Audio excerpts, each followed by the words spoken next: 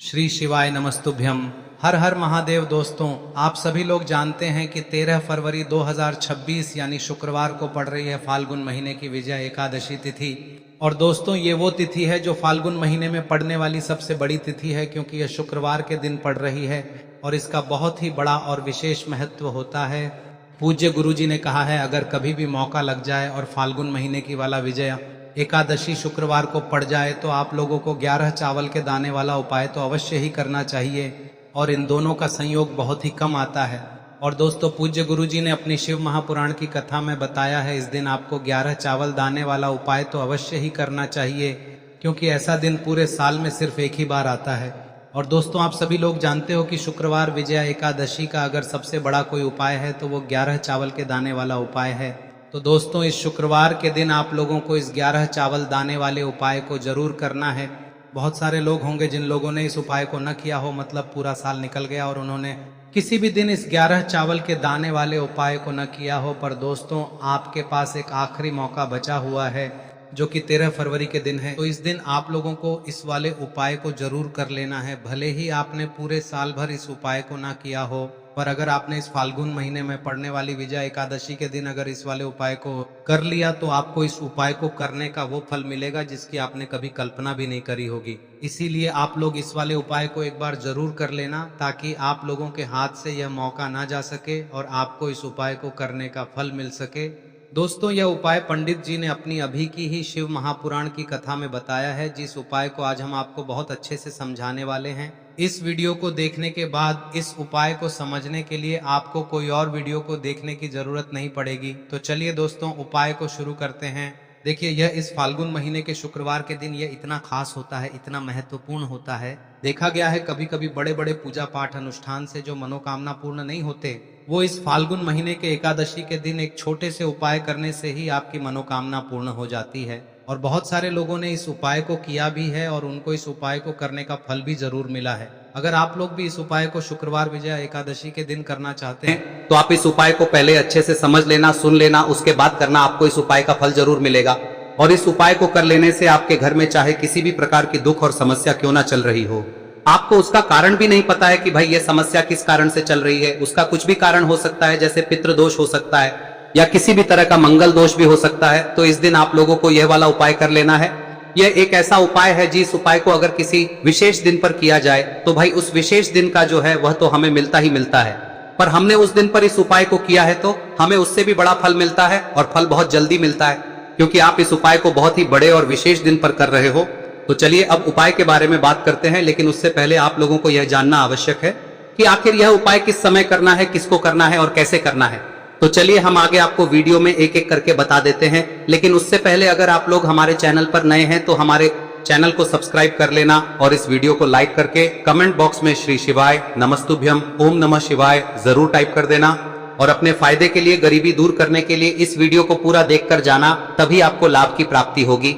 यदि आज आपने वीडियो को बीच बीच में से देखा, काट काट कर देखा, तो आपको जीवन में कभी सफलता हासिल भी नहीं होगी। दोस्तों, इस 11 चावल के दाने वाले उपाय को हमें इस विजया एकादशी के दिन कैसे करना है, किसको करना है, किस समय करना है और कहां पर करना है, ये सारे सवालों के जवाब आपको इस वीडियो में मिल जाएंगे। और जो ये वीडियो देखेगा भाई, उसको 11 चावल के दाने वाला उपाय जरूर करना चाहिए, क्योंकि इस दिन एक चावल के दाने का भी बहुत ही बड़ा और विशेष महत्व होता है। और जब बात आ जाए 11 चावल के दाने की, तो ये सोने पे सुहागा वाली बात हो जाती है और ये एक बहुत ही बड़ा उपाय हो जाता है इस शुक्रवार विजया एकादशी। तो अब दोस्तों, इस 11 चावल के दाने वाले उपाय को आखिर करना किसको है, सबसे पहले हम लोग वो बात जान लेते हैं। तो देखो, घर की जो बड़ी माताएं बहनें होती हैं, उन माताओं बहनों में से कोई भी एक बड़ी माता बहन इस वाले उपाय को कर सकती है।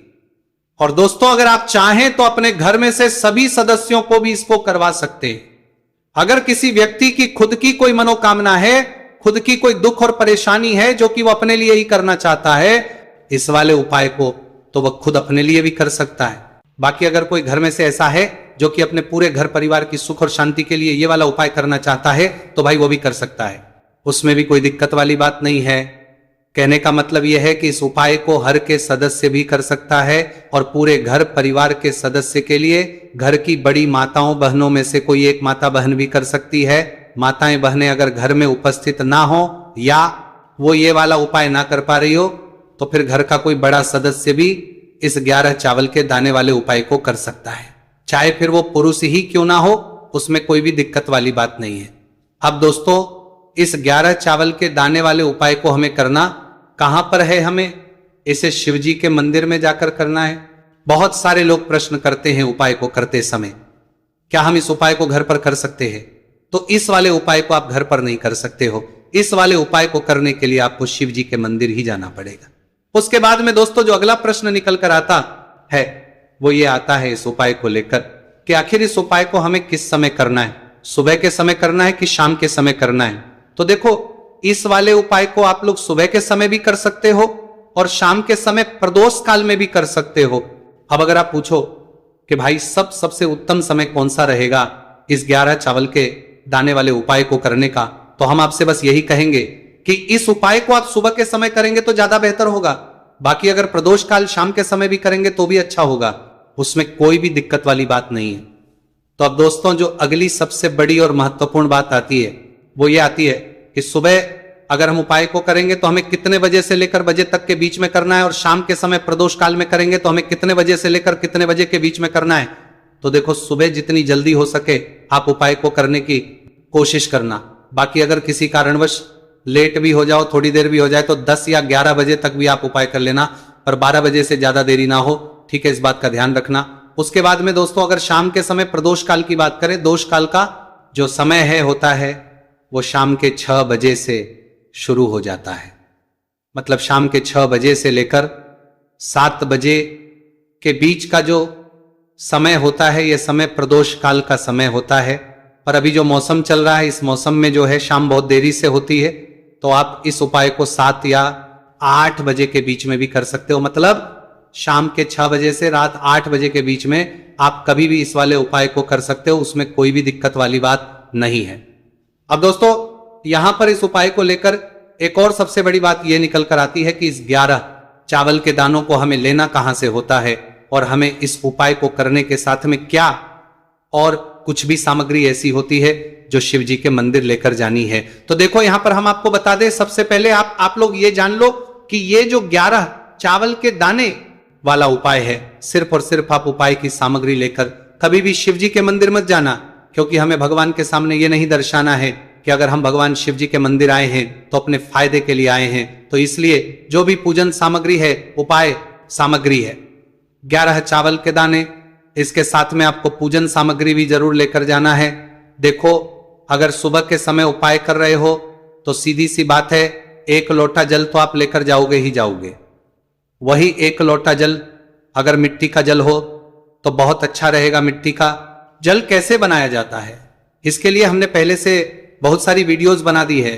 आपके पास इस दिन एक आखिरी मौका रहेगा मिट्टी का जल शिवजी पर चढ़ाने का और उपाय को करने का, बहुत बड़ा आपको इस दिन फल मिलेगा।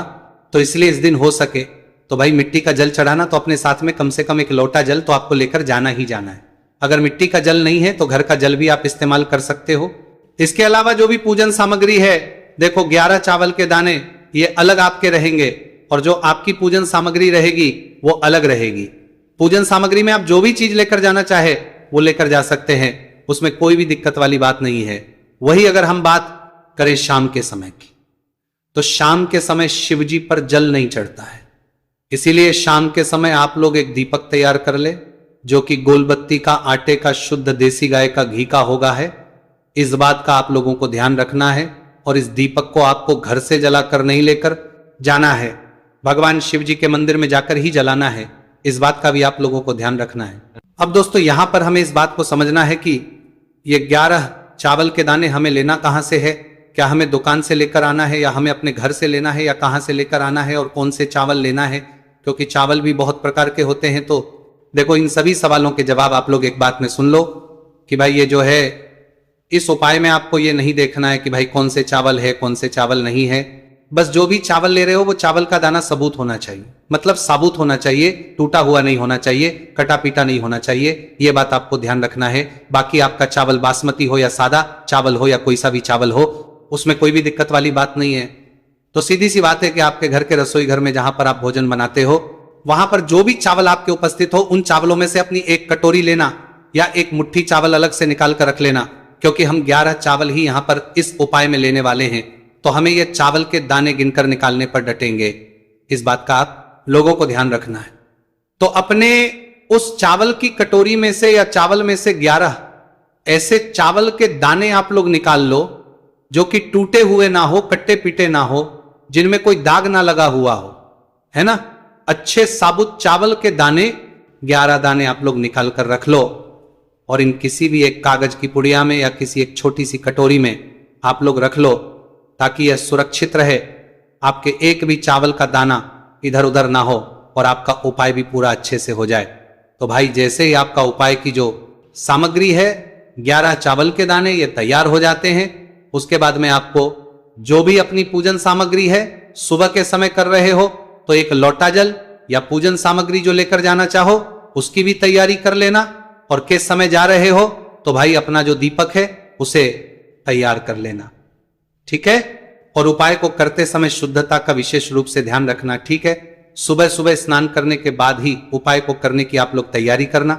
उसके बाद अगर शाम के समय की बात करें तो शाम के समय आपको स्नान करने की जरूरत नहीं है, पर शुद्धता का ध्यान रखना है। आपको स्नान तो नहीं करेंगे, आप हाथ मुंह धोकर भी इस वाले उपाय को शाम के समय प्रदोष काल में कर सकते हैं, इसमें कोई की बात नहीं है। तो आप अपने उपाय की पूरी सामग्री तैयार करके आपके पास ही में जो आपका शिव मंदिर हो वहां पर पहुंच जाइए। सबसे पहले शिव मंदिर में जाकर आप लोगों को उपाय नहीं करना है, पहले भगवान के दर्शन करना है, भगवान से आशीर्वाद प्राप्त करना है, फिर शिव जी की शिवलिंग के पास में आना है। शिवलिंग के पास में आने के बाद आप जो पूजन सामग्री लेकर आए हुए हैं, जैसे कि सुबह गए हुए होंगे तो एक लोटा जल और जो भी पूजन लेकर आए हैं आप उनसे भगवान शिव जी की पूजन कीजिए। सबसे पहले तो एक लोटा जल ही चढ़ेगा, उसके बाद में आपकी पूजन सामग्री चढ़ेगी। उसके बाद में अगर दोस्तों शाम के समय अगर आप इस उपाय को कर रहे हो तो अपने साथ में कम से कम एक जो दीपक है गोलबाती का जो आप अपने साथ में लेकर गए हो, उस दीपक को मंदिर में जाकर अपनी माचिस से जलाना है और उस दीपक को शिवलिंग के पास में रखना है, ठीक है। इस दीपकों के बाद ही आप लोगों को अपना ये वाला उपाय शुरू करना है, और दीपक को ज्यादा पास में मत रखना, वैसे भी गर्मी पड़ रही है, भगवान शिव जी को आंच नहीं लगनी चाहिए, है ना। तो भाई जैसे ही आपकी पूजा अर्चना हो जाती है आप भगवान शिव जी को प्रसन्न कर लेते हैं। उसके बाद में शिवलिंग के पास ही में आप कहीं पर बैठ जाइए, सामने या आसपास जिस जगह पर आपको बैठना हो वहां पर बैठ जाइए और अपने वो 11 चावल के दाने अपने सामने निकाल कर रख लीजिए, क्योंकि अब यहां पर करने की आपको तैयारी करना है। और इस तरीके से जब आप उपाय करेंगे पूजन सामग्री करने के बाद, पूजन अर्चना करने के बाद, तो आपको उपाय का फल बहुत जल्दी और बहुत बढ़ा होकर मिलेगा। तो अपने 11 चावल के दाने अपने सामने निकाल कर रख लेना, और ये जो उपाय है ये आपकी सीधे हाथ की हथेली से होगा, इसलिए इस बात का भी विशेष रूप से ध्यान रखना है। तो सीधे हाथ की हथेली का प्रयोग करके ही आप लोग अपना इस वाले उपाय को करना। अपने सामने जो भी आपकी कागज की पुड्डियां हैं उसको रख लो, या कटोरी है तो भाई उसे अपने सामने रख लो और अपने वो 11 चावल के दाने निकाल लो, ठीक है। उसके बाद में दोस्तों अब आपको क्या करना है कि शिवलिंग आपके सामने होगी, तो आपने वो 11 चावल के दाने एक एक करके आपको शिव जी के शिवलिंग के ऊपर चढ़ाना है। कहां पर चढ़ाना है? शिवलिंग के ऊपर चढ़ाना है, और कहीं पर भी नहीं चढ़ाना है, आपको अपने हथेली से शिवलिंग के ऊपर चढ़ना है। भले ही फिर वो अपने आप जलाधारी पर गिर जाए या मतलब वहीं पर गिर जाए, उसमें कोई दिक्कत वाली बात नहीं है, पर आप चढ़ाओ शिवलिंग के ऊपर ही। तो आपको क्या करना है, अपना पहला चावल उठाना है, श्री शिवाय नमस्तुभयम बोलना है और शिवलिंग पर चढ़ा देना है। इसी तरीके से दूसरा चावल का दाना उठा है, शिवलिंग पर चढ़ाना है और मंत्र बोल देना है, और फिर तीसरा चावल का दाना उठाना है, श्री शिवाय नमस्तुभयम बोलना है और चढ़ा देना है। इसी प्रकार से आपको पूरे 11 चावल के दाने एक एक करके शिवजी के शिवलिंग के ऊपर चढ़ाना है और भगवान से प्रार्थना करते जाना है। मतलब प्रार्थना तो आपको आखिरी में करना है, पर हर एक के दाने को चढ़ाते समय श्री शिवाय नमस्तु भयम जरूर बोलना है। उसके बाद ही में ये चावल का दाना शिवलिंग के ऊपर आपको चढ़ाना है। जैसे ही आपके 11 चावल के दाने शिवलिंग के ऊपर जाते हैं तो भाई उसके बाद में आपको क्या करना है, भगवान से अपनी मनोकामना बोलना है। मनोकामना भी कब बोलना है? जब आपका 11 चावल का दाना आपके सीधे हाथ की हथेली में हो और आप उसे चढ़ाने के लिए जा रहे हो, श्री शिवाय नमस्तु भयम बोलकर उस आखिरी चावल के उस शिवलिंग के ऊपर चढ़ा देना और भगवान से फिर अपनी वहां मनोकामना बोल देना। जिस मनोकामना के लिए आप लोग अपना ये वाला उपाय कर रहे हो, जिस भी दुख और परेशानी के लिए आप लोग अपना ये वाला उपाय कर रहे हो, उसके बाद में जैसे ही आप अपनी मनोकामना बोल देते हो, आपका ये वाला उपाय पूरा हो जाता है। पर दोस्तों, उपाय को करने के बाद आप लोगों को 2 मिनट भगवान शिव जी के मंत्र का जाप जरूर करना है। और मंत्र का जाप करने के बाद भगवान एक और बार प्रार्थना करना है अपनी मनोकामना के लिए या अपनी जो भी दुख और परेशानी है उसके लिए। इसके बाद में आप लोग भगवान को देखकर, भगवान से प्रार्थना करके, उनसे आशीर्वाद लेकर वहां से उठ सकते हैं और अपने घर पर जा सकते हैं। बस दोस्तों, यहां पर यह वाला उपाय पूरा हो जाता है। इस तरीके से जो भी व्यक्ति छोटी छोटी चीजों का ध्यान रखते हुए इस 11 चावल के दाने वाले उपाय को करेगा, निश्चित सी बात उसे उसकी मनोकामना जल्द ही पूर्ण होगी और जो भी दुख और परेशानी है वो भी बहुत ही जल्दी दूर होंगे। और दोस्तों, अगर आपको हमारी ये वीडियो पसंद आई हो तो हमारे इस वीडियो को लाइक और चैनल को सब्सक्राइब जरूर करें। हर हर महादेव, ओम नमः शिवाय। देखिए, मार्गशीर्ष मास के दिनों में विशेषकर भगवान शिव और माता पार्वती और विष्णु भगवान का पूजन किया जाता है। अब साथ ही साथ पूर्णिमा का दिन भी पड़ गया है, तो ऐसा समझ लीजिए आपके जीवन में धन भी आएगा, सुख भी आएगा, धन बढ़ेगा भी, और साथ ही साथ आपके जीवन के सारे संकटों को भगवान शिव जी दूर कर देंगे। तो चलिए सबसे पहले बात कर लेते हैं सबसे पहले उपाय की, जो कि गुरुवार वाले दिन आपको विशेषकर करना है। और इस उपाय को करने से आपकी कोई भी ऐसी इच्छा, कोई भी विश जो अभी तक अधूरी है, पूरी नहीं हो रही है, तो आपकी बड़ी से बड़ी विश और मनोकामना भी पूरी हो जाती है जब आप गुरुवार पूर्णिमा वाले दिन इस पहले उपाय को कर लेते हैं। तो देखिए, आप सभी जानते हैं कि श्री हरि विष्णु जो है उन्हें तुलसी दल सबसे प्रिय है। बिना तुलसी माता के श्री हरि विष्णु अधूरे हैं और बिना तुलसी पत्तों के श्री हरि विष्णु का भोग अधूरा है। अब श्री हरि विष्णु को प्रसन्न करके आप अपनी किसी भी मनोकामना को पूरा कर सकते हैं, क्योंकि श्री हरि विष्णु प्रसन्न हो गए तो आपकी कोई भी विश और इच्छा, मनोकामना अधूरी नहीं रहेंगी। तो आपको तुलसी के 5 पत्ते लेने हैं। अब ये 5 तुलसी के पत्ते जो आपने लिए हैं, ये 5 तुलसी के पत्ते आपको श्री हरि विष्णु को अर्पित करने हैं। अपने घर के मंदिर में ही ठीक है, ऐसा आपको करना है। आपके घर में श्री हरि विष्णु की कोई मूर्ति है, प्रतिमा है, वहां पर यह 5 तुलसी के पत्ते आप रखें और साथ ही साथ एक देसी घी का दीपक गोल बाती का आपको लगाना है। और ओम नमो भगवते वासुदेवाय नमः इस मंत्र का आपको 11 बार जप करना है।